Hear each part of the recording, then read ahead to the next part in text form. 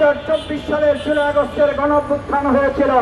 জুলাই আগস্টের গণঅভ্যুত্থানের চেতনা লালন করার জন্যই জুলাই সনদের আইনি ভিত্তি দেওয়া ছাড়া কোনো উপায় নাই।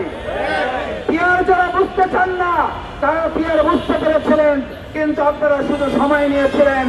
আমরা মনে করি আর সময় নেওয়ার দরকার নেই। পিয়ারে যদি বুঝতে না পারেন দেশও চালাইতে পারবেন না।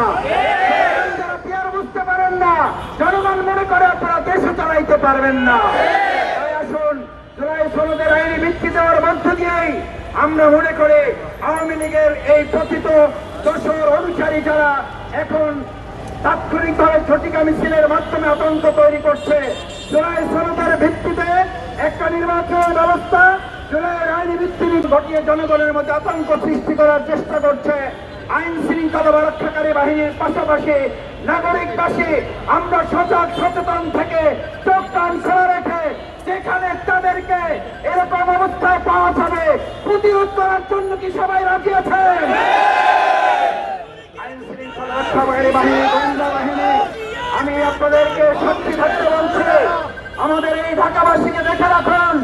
যদি আমরা আইন শৃঙ্খলা রক্ষাকারী বাহিনীর ভূমিকার জন্য আমরা প্রশংসা করি, কিন্তু একই সাথে আরো গুরুত্বপূর্ণ ভূমিকা ঢাকাবাসী আপনাদের কাছ থেকে প্রত্যাশা করে।